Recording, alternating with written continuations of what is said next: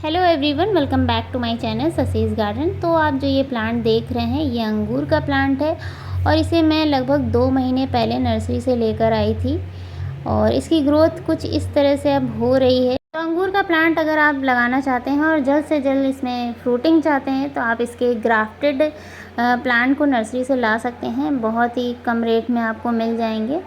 तो ये जो मेरा पौधा है ये ग्राफ्टेड प्लांट है और इसे मैंने नर्सरी से परचेज़ किया था। 40 रुपीज़ का परचेज़ किया था और कई नर्सरीज़ पे ये बहुत ही सस्ते मिल जाते हैं।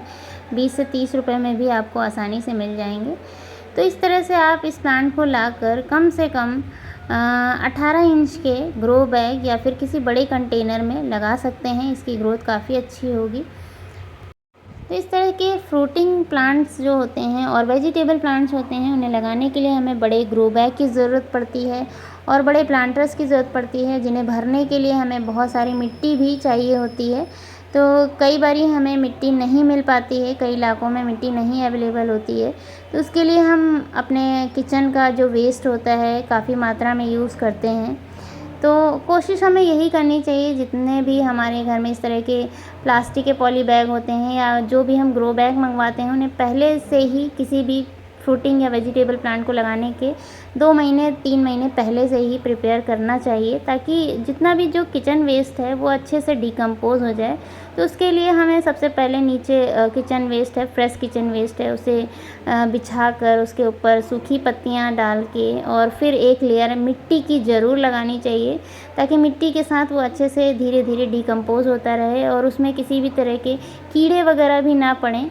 और इस तरह से हम लेयर बाय लेयर अगर करते जाते हैं तो 2 से 3 महीने में हमारा जितना भी किचन वेस्ट है वो सारा अच्छे से डिकम्पोज़ हो जाता है। फिर जब हम इसमें कोई प्लांट लगाते हैं तो वो हमारे प्लांट पे ज़्यादा इफ़ेक्ट करता है, ज़्यादा अच्छे से हमारे प्लांट की ग्रोथ को बढ़ाता है। और अगर हम डायरेक्टली किसी किचन वेस्ट का यूज़ कर लेते हैं अपने प्लांट्स में तो कई बार हमारे प्लांट ख़राब भी होना स्टार्ट हो जाते हैं, क्योंकि जो किचन वेस्ट है अच्छे से डिकम्पोज़ नहीं होता है तो वो हमारे प्लांट्स को नुकसान पहुंचाता है। तो या तो फिर आप किचन वेस्ट को सुखा कर भी यूज़ कर सकते हैं, तो भी हमारे प्लांट में इतना ज़्यादा साइड इफ़ेक्ट देखने को नहीं मिलेगा। तो इस तरह से हम अपने ग्रो बैग्स वगैरह को भर सकते हैं पहले से ही प्रिपेयर करके, और इस तरह से अच्छे से डिकम्पोज़ होने के बाद ही हमें किसी प्लांट को लगाना चाहिए। तो मैंने भी इस पॉली बैग को कुछ इसी तरह से तैयार किया हुआ है। अभी इसमें सबसे ऊपर इसमें केवल मिट्टी ही है और जैसे जैसे इसकी रूट्स नीचे की तरफ जाती जाएंगी वैसे वैसे इसे न्यूट्रिशन मिलता जाएगा।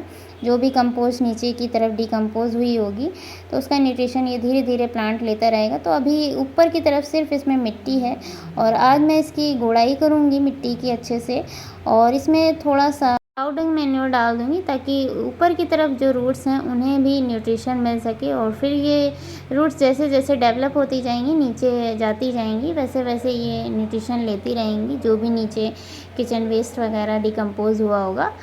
तो इस तरह से आप भी अंगूर के प्लांट को लाकर लगा सकते हैं। इसके ग्राफ्टेड प्लांट को ही आप लाकर लगाएं तो आपको जल्द से जल्द इसमें फ्रूटिंग भी देखने को मिलेगी।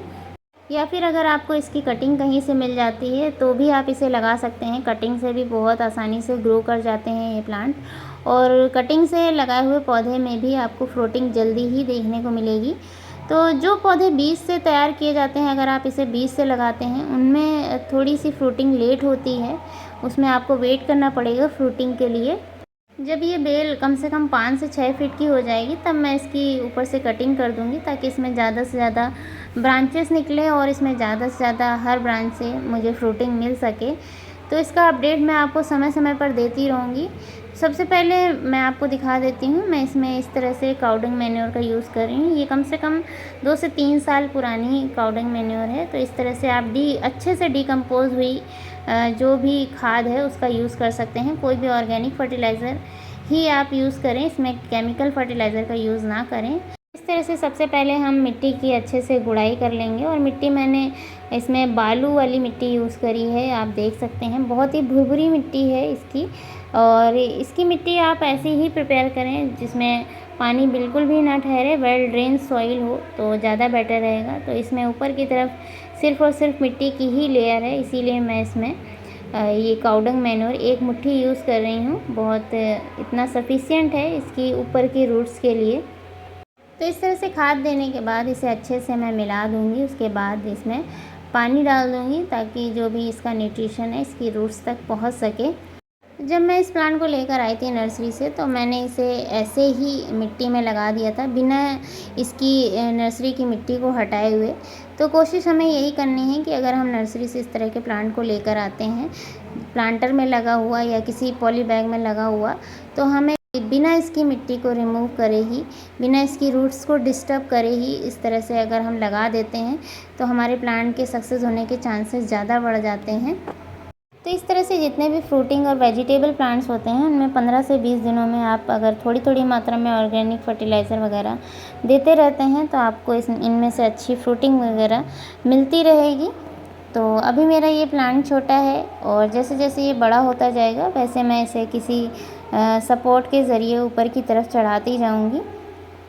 तो इस तरह से आप इसमें ज़्यादा से ज़्यादा फ्रूटिंग के लिए इसकी समय समय पर कटिंग करते रहें। जब ये 5 से 6 फीट का हो जाए तब आप एक बार इसकी कटिंग कर सकते हैं।